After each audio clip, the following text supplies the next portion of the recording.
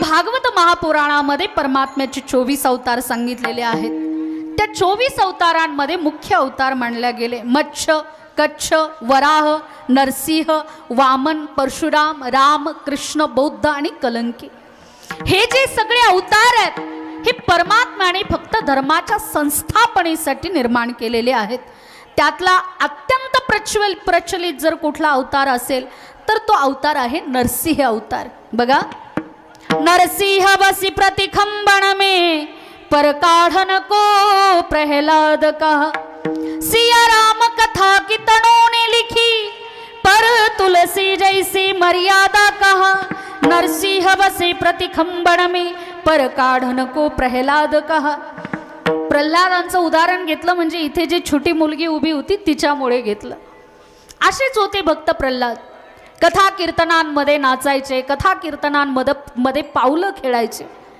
ईश्वराच्या नामचिंतनामध्ये जेव्हा दंग झाले तेव्हा हिरण्यकश्यपू सारख्या पित्याचा आणि राक्षसाचा वध करण्यासाठी परमात्म्याने नरसिंह अवतार धारण केला।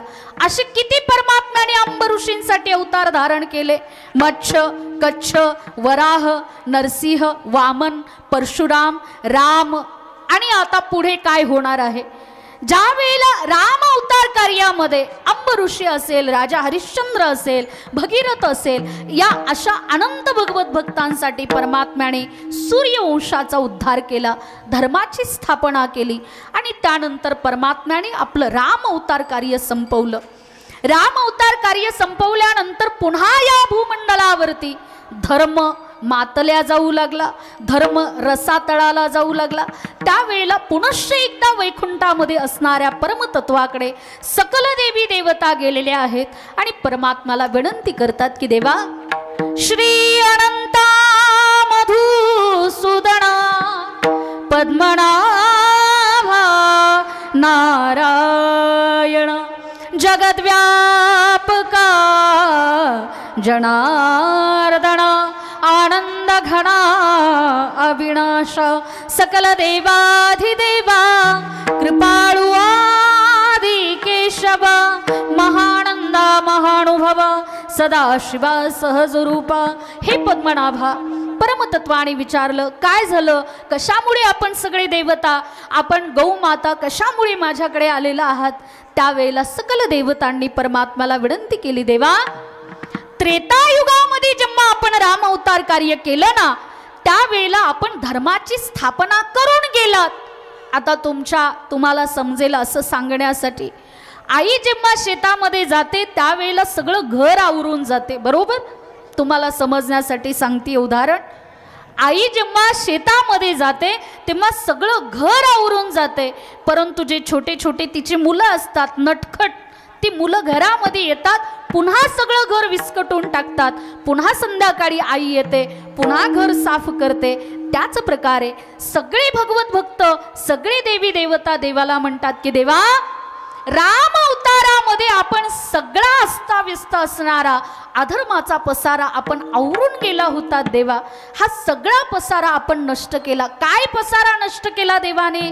राम अवतारामध्ये रावणासारख्या दुष्ट राक्षसाचा वध केला, मारीच असेल, कुंभ असेल, शुभाऊ असेल, अशा अनंत राक्षसांचा वध करून त्रेतायुगामध्ये धर्माची स्थापना केली होती। परंतु जसे जसे दिवस वाढत गेले तसा तसा पुन्हा अधर्म मातू लागला।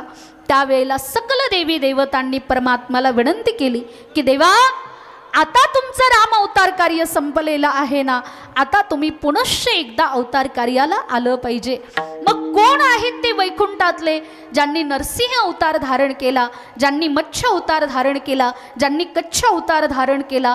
कोण आहेत ते देव?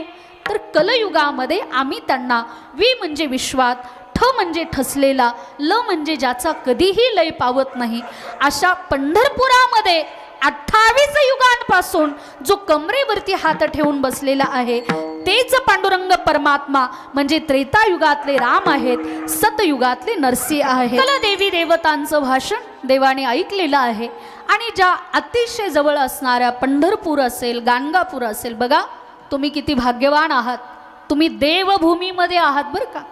जसं पुणे जिल्ह्यामध्ये आम्ही म्हणतो की आम्ही संतांच्या भूमीमध्ये, तसं हा जो प्रांत आहे हा प्रांत देवभूमी आहे, कारण इथे तुळजापूर ही देवभूमी आहे, पंढरपूर ही देवभूमी आहे, गाणगापूर ही देवभूमी आहे, अक्कलकोट ही देवभूमी आहे. आणि म्हणून बघा, अशा या देवभूमीमध्ये वसलेले जे पंढरीश पांडुरंग परमात्मा आहे, ते पांडुरंग परमात्माच म्हणजे वैकुंठातले भगवान महाविष्णू आहेत. भगवान महाविष्णूंनी सगळ्यांचं ऐकून घेतलं. कशा प्रकारे? जसा एखादा गावचा सरपंच संपूर्ण गावची सगळी सुव्यवस्था, तंटामुक्ती असेल सगळं पाहतो, काय कमी आहे काय जास्त आहे, तसंच परमात्म्याने या सगळ्या सृष्टीचं ऐकलं. अधर्म मातल्या गेलाय, धर्माचा लय कुठेतरी होत आहे. त्यावेळेला परमतत्वाने लक्ष्मी मातेला विनंती केली, आई साहेब, या भूमंडलावरती धर्माची स्थापना आणि अधर्माचा नाश करण्यासाठी लवकरात लवकर अवतार कार्य करावं लागेल. मग आता कुठे आणि कुठल्या वंशामध्ये अवतार कार्य करायचं, तिथून सुरुवात झाली. बघा, याच्या अगोदर धर्माची स्थापना करत असताना त्याच भगवान महाविष्णूंनी सूर्यवंशामध्ये अवतार कार्य केलं होतं. सूर्यवंश होता. कुठला वंश होता? सूर्यवंश होता. आता परमतत्वाने विचार केला, आता या वेळेला मला धर्माची स्थापना करायची आहे ना, आता या वेळेला मी चंद्रवंशामध्ये अवताराला येणार आहे. मग काय आहे हा चंद्र? बघा, नारायण, नारायणांचे पुत्र ब्रह्मा, ब्रह्माचे पुत्र अगस्ती, अगस्तींचे पुत्र चंद्र. याच चंद्रवंशामध्ये, याच बुधवंशामध्ये भगवान नारायणांनी कृष्ण या नामाने अवतार कार्य केलं.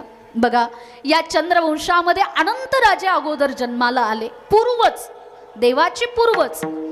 त्या पूर्वजांमध्ये सगळ्यात महत्त्वपूर्ण राजाचं नाव येतं नहुष राजा. या राजाला 6 पुत्र होते. यतिर्ययाति संयाति रायति वियति कृतिहि. यति, ययाति, संयाति, रायति, वियति आणि कृती. नहुष राजाने आपल्या ययाति नावाच्या पुत्राला राजगद्दीवरती बसवलं आणि राजगद्दीवरती बसून सांगितलं, राजा, हे उत्तर प्रांतातलं जेवढं काही राज्य आहे, उत्तर प्रांतातलं म्हणजे आत्ताची मथुरा, त्या मथुरेच्या राजगद्दीवरती नहुष राजाने ययाति नावाच्या पुत्राला राजगद्दीवरती बसवलं आणि सांगितलं, धर्माची स्थापना करायची. राजाचा परमधर्म आहे की त्याने आपल्या धर्माची स्थापना केली पाहिजे. ययाति राजाच्या वंशावळीमध्ये आकृत नावाचा पुत्र जन्माला आला. आकृताला 2 पुत्र झाले, ज्याचं नाव आहे शूरसेन आणि उग्रसेन. बघा, परिवारामध्ये जेव्हा फांद्या फुटतात, परिवारामध्ये जेव्हा 2 मुलं 3 मुलं येतात, त्यावेळेला प्रत्येकाचं कुटुंब भिन्न होतं.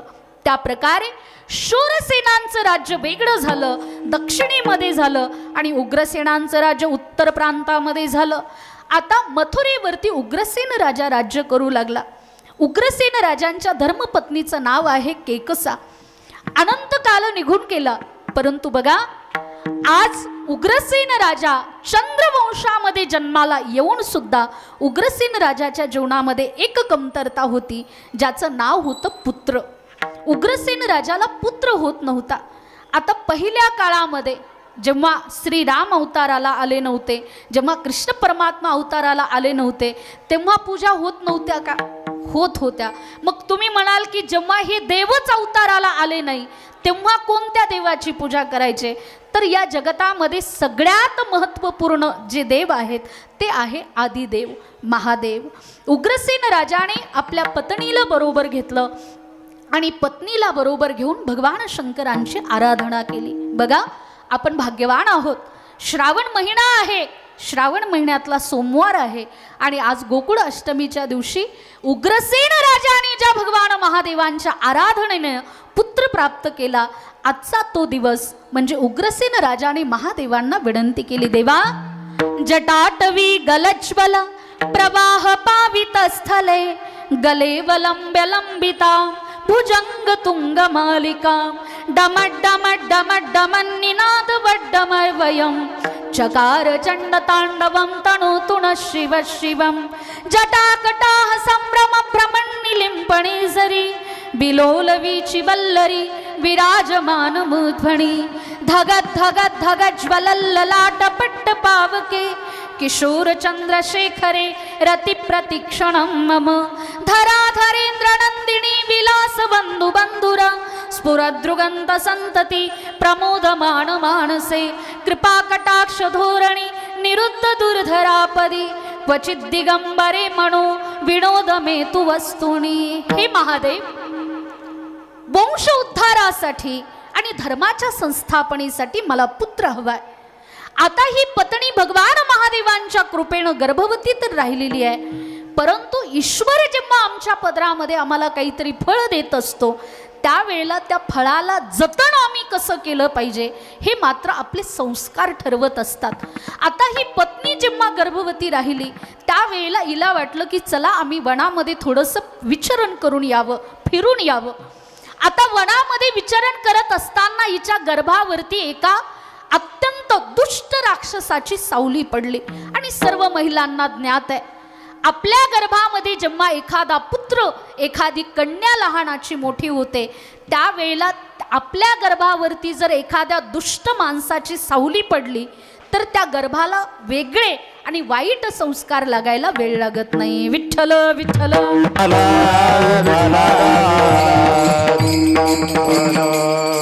आज या पत्नीच्या गर्भावरती एका सुबाहू नावाच्या राक्षसाची सावली पडली।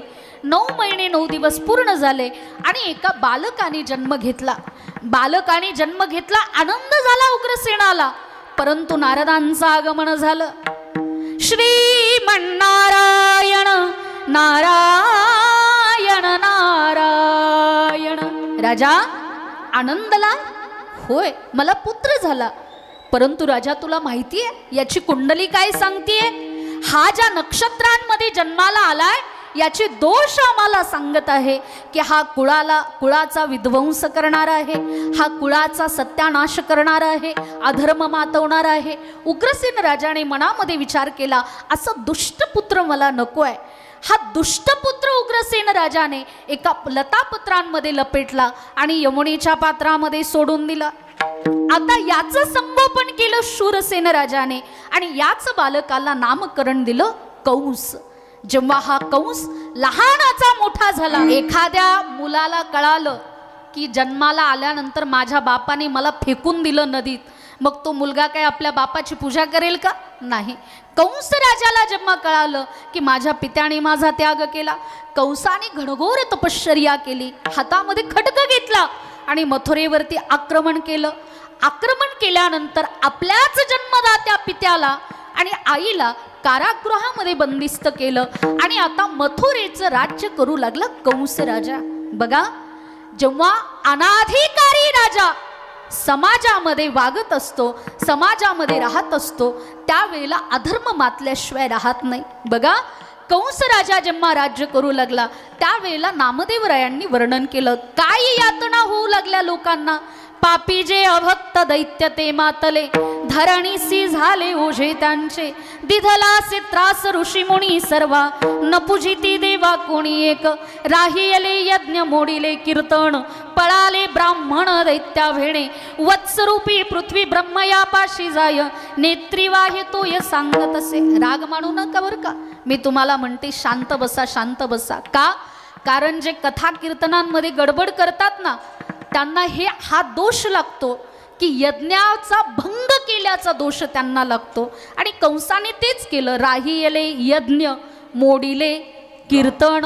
म्हणून कीर्तनामध्ये मोठ्याने बोलायचं नसतं, कीर्तनामध्ये व्यत्यय करायचा नसतो आणि जे तुम्हाला सांगणारे असतात ते अधिकारी असतात म्हणूनच उभे राहिलेले असतात आणि सगळ्या गोष्टींचं तारतम्य त्यांना असतं म्हणूनच ते कीर्तनकार असतात। म्हणून बसलेल्या श्रोत्यांनी कीर्तनांमध्ये गोंधळ होईल, कीर्तनामध्ये विक्षेप होईल असं जर केलं तर त्यांनी समजायचं की तुम्ही कंसाच्या वंशाचे आहात। विठ्ठल विठ्ठल। मग कंस राजा काय पाप करू लागला? राहियले यज्ञ मोडिले कीर्तन, पळाले ब्राह्मण दैत्या भेणे आणि मग नंतरनं परमतत्वाने जगदंबा भवानीला विनंती केली, मा आता लवकरात लवकर या कंसाचा वध करण्यासाठी आणि धर्माची स्थापना करण्यासाठी, धर्माचं रक्षण करण्यासाठी आपल्याला अवतार कार्य करायचं आहे। मग आता कोणाच्या कुशीमध्ये करायचं? त्रेता युगामध्ये माता कौशल्या होत्या, आता द्वापार युगामध्ये अशी तपस्विनी माता आहे का? म्हणून परमतत्वाने मनामध्ये विचार केला आणि नेत्र बंद करून आपल्या अंतरात्म्याला विचारलं, कोण आहे ती महान तपस्वी जिच्या कुशीमध्ये मला जन्म घ्यायचा आहे, अवतार घ्यायचा आहे. त्यावेळेला इकडे कंस राजाची जी चुलत बहीण आहे, जिचं नाव आहे देवकी. आता या दादाला वाटलं, या कंसाला वाटलं की अरे माझ्या ताईचा विवाह मी माझ्या मित्राबरोबर लावणार, ज्याचं नाव आहे वसुदेव. लग्न सोहळा थाटात पार पडला, परंतु लिखित नियतीने जे केलेलं आहे ना, मग तो कंसासारखा कितीही बलाढ्य राजा असला तरी सुद्धा नियतीचा खेळ कोणीही मोडू शकलं नाही. आकाशवाणीने दुष्ट कंसाला सांगितलं, राजा एवढ्या आनंदाने ज्या तुझ्या ताईचा तू विवाह घेऊन चाललेला आहेस ना, त्याच देवकीचा 8वा गर्भ तुझा काळ होणार आहे आणि तुझा वध करणार आहे. ज्या वेळेला कंसाने ऐकलं, घेऊन या खड्ग माराया धावला, हात तो धरिला वसुदेवे. बहिणीला मारायला धावला आणि बहिणीला मारायला धावल्यानंतर सांगा, वसुदेवांनी सांगितलं, अरे सोड, ही माझी पत्नी आहे, वाटल्यास कारागृहामध्ये बंदिस्त कर, परंतु मी माझ्या पत्नीचा तुला वध करू देणार नाही. कंस राजाने माता देवकींना आणि वसुदेवांना कारागृहामध्ये बंदिस्त केलं. 1 वर्षाचा कालावधी निघून गेला. 1 वर्षाच्या कालखंडामध्ये माता देवकीला पहिला पुत्र झाला, ज्याचं नाव आहे कीर्तिमान. दुसरा पुत्र झाला, ज्याचं नाव आहे दैव. तिसरा पुत्र झाला, ज्याचं नाव आहे उत्तम. चौथा पुत्र झाला, ज्याचं नाव आहे तामस. 5वा पुत्र झाला, ज्याचं नाव आहे रौद्र. 6व्या वेळेला साक्षात योगमाया त्या ठिकाणी आलेली आहे. बघा, जगदंबा भवानीचं किती महत्व आहे. जगदंबा भवानीचं महत्व एवढं आहे की साक्षात जगदंबा भवानीला परमतत्वाने आज्ञा केली, आता तुम्ही लवकरात लवकर या ठिकाणी या पृथ्वीवरती अवतार कार्य करायचं आहे. ज्या वेळेला देवकी माता गर्भवती अवस्थेमध्ये राहिल्या, त्यावेळेला परमतत्वाने विनंती केली की लवकरात लवकर आपण या योग मायेला देवकी यशोदा मैयेच्या उदरामध्ये स्थित करायचं आहे. पाठीमागे गडबड करू नका. विठ्ठल विठ्ठल विठ्ठल. 6व्या वेळेला बळीभद्र आहे, 7व्या वेळेला योगमाया आहे आणि ही योगमाया स्वतः यशोदा मैयेच्या कुशीमध्ये गेलेली आहे. आणि आता 8व्या वेळेला माता देवकी गर्भवती आहे. 8व्या वेळेला गर्भवती असताना बघा, साक्षात भगवान परमात्मा ज्या देवकी मातेच्या गर्भामध्ये आहे, त्या देवकी मातेचं तेज सूर्यासारखं तेजस्वी दिसू लागलं. देवकीचे तेज दिसे जैसा सूर्य, कंसाचे हृदय जळत असे. दिवसामागणे दिवस जाऊ लागले. 7 महिने पूर्ण झाले आणि त्याच वेळेला सकल स्वर्गाधिक देवतांनी हातामध्ये पुष्प घेतलेले आहेत आणि माता देवकीच्या गर्भाचं स्वागत करत आहे. काय स्वागत करत आहे? 7 महिन्याच्या असताना. आज 7 महिने पूर्ण झाल्यानंतर 9 महिने पूर्ण झाले. श्रावण महिना आहे, पुनर्वसू तिथी आहे आणि पुनर्वसू तिथीला रोहिणी नक्षत्रामध्ये रात्री 12 वाजता अष्टमीला गोपाल कृष्ण परमात्मा कारागृहामध्ये अवतार कार्याला आलेले आहेत. सर्वांनी 2 हात उंच वरती करायचे आणि सगळ्यांनी गोपाल कृष्ण परमात्म्याचं स्वागत करायचंय. स्वागतम कृष्णा सुस्वागतम कृष्णा स्वागतम कृष्णा सुस्वागतम कृष्णा स्वागतम कृष्णा सुस्वागतम कृष्णा स्वागतम कृष्णा सुस्वागतम कृष्णा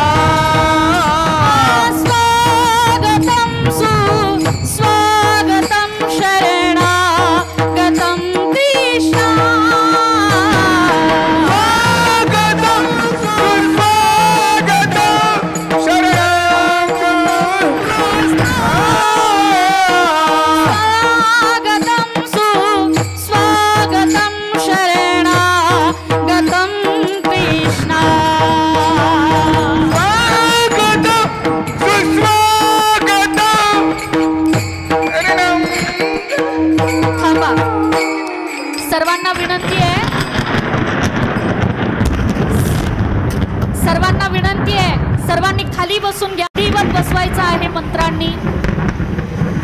ज्या महिलांनी तिथे गर्दी केली आहे त्यांनी खाली बसून घ्या. देवाची अजून पूजा व्हायची आहे. पूजा झाल्यानंतर पाळणा झाल्यानंतर सगळ्यांनी तिथे पूजा करायची आहे. सगळ्यांना विनंती आहे, सगळ्यांनी खाली बसून घ्या.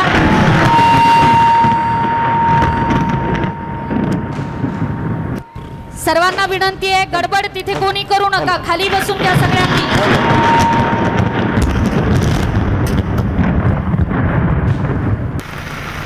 इथे सर्वांनी खाली बसून घ्या. विधिवत देवाला आपल्याला पाळण्यात बसवायचंय. स्वागतम कृष्ण सुस्वागतम कृष्ण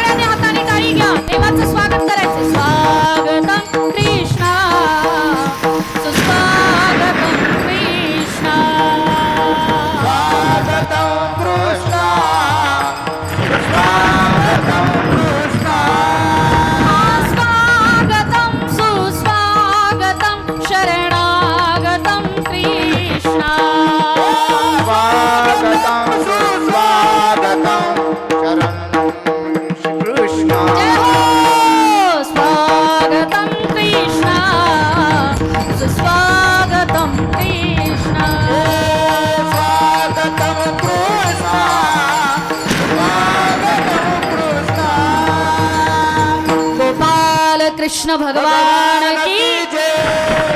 थांबा, आता तो आवाज बंद करा. आता सगळ्यांनी या ठिकाणी विधिवत देवाची पूजा करायची आहे. आपलं हे गाव तुळजापूर नाही, साक्षात गोकुळ नगरी झालेलं आहे. या ठिकाणी विधिवत मंत्र उच्चाराने एक जोडी आपल्या यजमानमध्ये कार्यकर्त्यांमधली पती पत्नीची जोडी पाळण्याजवळ जायची आहे आणि एका जोडीने इथे गोपाल कृष्ण परमात्म्याची पूजा करायची आहे. सगळ्यांनी हात जोडायचे. ज्यांच्या पायात चप्पल आहे त्यांनी चप्पल काढायचं आणि सगळ्यांना विनंती आहे, खाली बसा. सगळ्यांनी खाली बसून घ्या. 12 वाजून गेले. आपण देवाचं स्वागत केलेलं आहे. देवाची विधिवत पूजा होईल. सगळ्यांना विनंती आहे, खाली बसून घ्या. खाली बसा.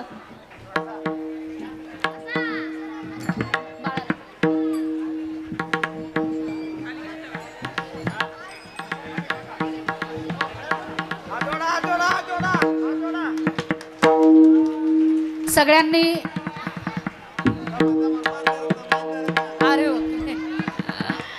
असो, या ठिकाणी विधिवत पूजा होणार आहे. सगळ्यांनी खाली बसून घ्यायचं आहे सर्वांना. वा वा, आपले हे जे 2 वसुदेव झालेले आहेत त्यांच्यासाठी एकदा जोरदार टाळ्या होऊ द्या. आणि हे 2 कन्हैया झालेले आहेत, एक आहे कृष्ण परमात्मा आणि एक आहे बलराम, त्यांच्यासाठी सुद्धा एकदा जोरदार टाळ्या होऊ द्या. पाळण्यामध्ये गोपाल कृष्ण परमात्म्याची मूर्ती ठेवायची आहे का? एका जोडीने तिथे जायचं आहे आणि एका जोडीने इथे यायचं आहे, पती पत्नीची जोडी. सगळ्यांनी हात जोडायचे. आपलं गाव हे साक्षात तुळजापूर नाही, गोकुळ झालेलं आहे. तुम्ही सगळ्यांनी खाली बसा, खाली बसा, खाली बसा, खाली बसा. पती पत्नीच्या जोडीने आरतीचं पूजेचं ताट घेऊन स्टेजवरती यायचं आहे. ओम वृतं वच्मि सत्यं वच्मि अवत्वं माम अववक्तारं अवश्रोतारं अवदातारं अवधातारं अवाणुचाणमवशिष्यं अवपश्चातात् अवपुरस्तात अवत्तरातात आरतीचं ताट कुठे अवदक्षिणातात अवचोर्ध्वातात सर्वतो मां पाहि पाहि समन्तात त्वं वाङ्मय स्वं चिन्मयः त्वमानन्दमय स्वं ब्रह्ममयः त्वं सच्चिदानन्दाद्वितीयोऽसि नित्यं त्वं ब्रह्मास्त्वं रुद्रस्त्वं इन्द्रस्त्वं अग्निस्त्वं वायुस्त्वं सूर्यस्त्वं चन्द्रमास्त्वं ब्रह्मभूर्भुवस्वरं गणादिं पूर्वमुच्चार्य वर्णादिं तदनन्तरम् अनुस्वारः परतरः अर्धेन्दुलसितं तारेण रुद्धम् एतत्त्वमनुस्वरूपं गकारः पूर्वरूपम् अकारो मध्यमरूपम् अनुस्वारश्चान्तरूपं बिन्दुरुत्तररूपं नादसन्धानं सहिता सन्धिः सैषा गणेशविद्या गणकऋषिः निच्छ्रुद्गायत्री छन्दः गणपती देवता ओम गं गणपतये नमः। बाबा आईंना बरोबर घ्या, तुम्ही दोघांनी पुढे या आणि या दोन्ही बाळांच्या पायांना थोडंसं पाणी लावा। ओम गंगे च यमुने चैव गोदावरी सरस्वती नर्मदे सिंधू कावेरी जलस्मिन् सन्निधिं कुरु। इकडे उभे राहा। तिकडे पाळण्यामध्ये गोपाल कृष्ण परमात्म्याच्या मूर्तीच्या चरणांना थोडंसं जल लावायचं आहे। गंगा पापम शशीतापम दैन्यम कल्पतरुस्तथा। बर थोडंसं पदराने आपल्या देवाचे चरण पुसून घ्या।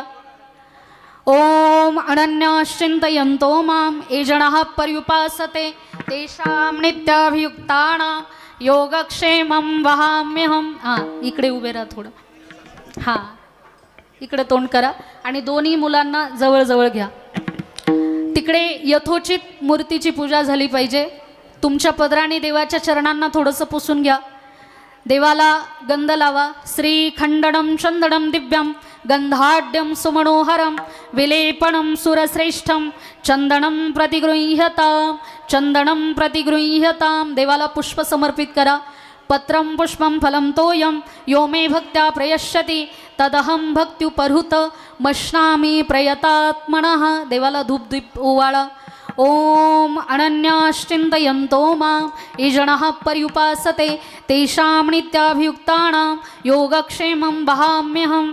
सततं कीर्तयन्तो मां यतन्तश्च दृढव्रतः नमस्यन्तश्च मां भक्त्या नित्ययुक्ता उपासते नित्ययुक्ता उपासते नित्ययुक्ता उपासते। देवाला नैवेद्य समर्पित करायचा आहे। ओम बघा आपल्या तुळजापूरमध्ये अखंड हरिनाम सप्ताहाला ज्यांनी दान दिलेलं आहे, अन्नदान असेल धनदान असेल, त्या प्रत्येक दानाचा एक एक हिस्सा आज ईश्वराच्या चरणावरती अनन्य भावाने समर्पित होत आहे। आपल्या गावचं धन असेल धान्य असेल ते परमात्मा गुप्त रूपाने जगदंबा भवानी आज सेवन करत आहे आणि या गावची वृद्धी व्हावी, प्रत्येकाच्या घरामध्ये भरभराटी व्हावी यासाठी ही गोपालकृष्ण परमात्म्याची पूजा आहे। खाली बसा, तुम्ही खाली बसा, खाली बसा। ही गोपालकृष्ण परमात्म्याची पूजा आहे। सगळ्यांनी हात जोडायचे आहेत आणि आपल्या घरातला एक एक अन्नाचा कण गरिबाची भाजी भाकरी ईश्वराने समर्पित करावी अशी ईश्वराला जगदंबा भवानीला सर्वांनी प्रार्थना करायची आहे।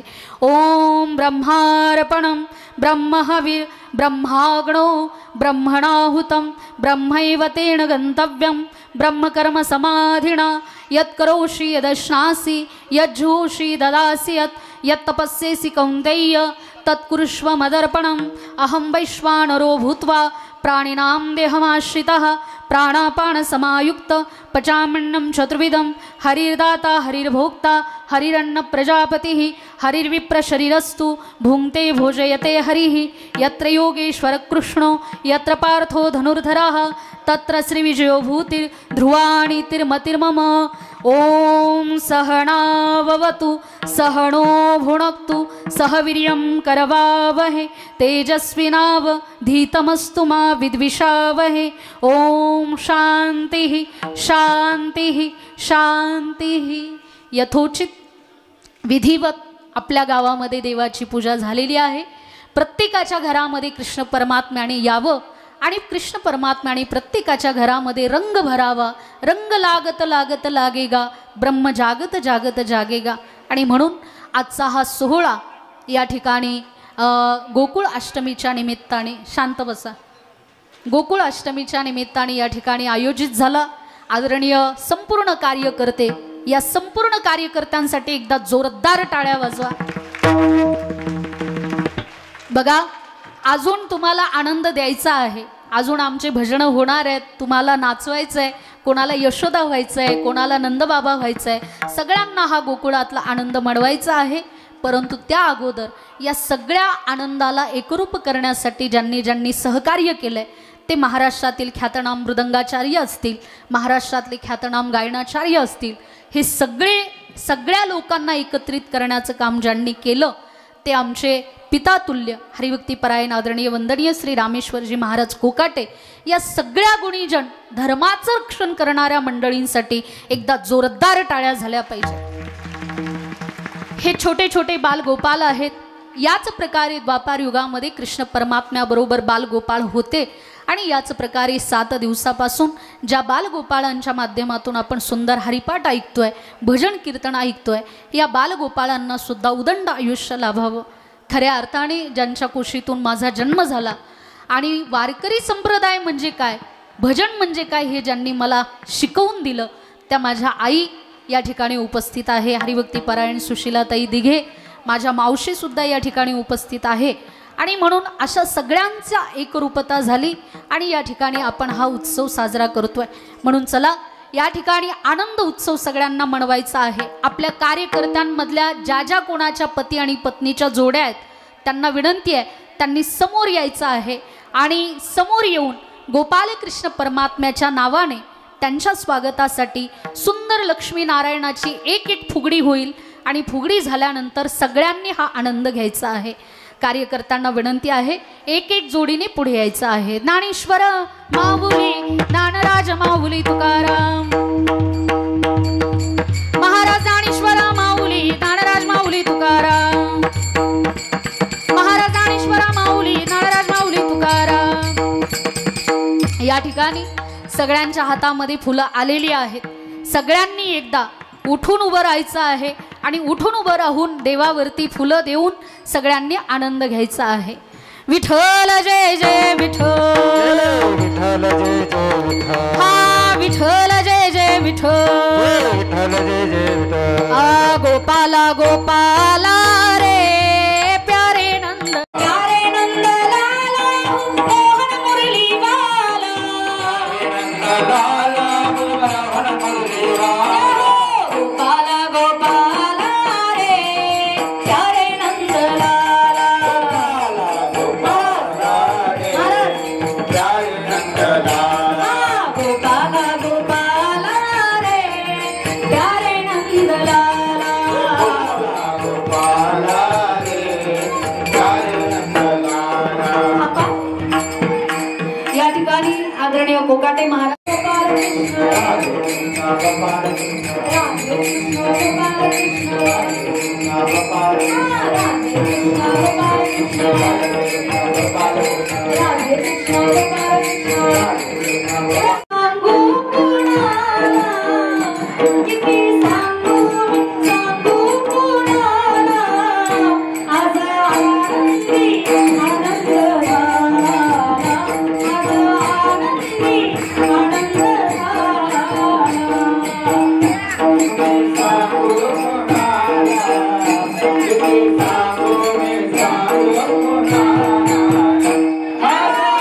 Thank you.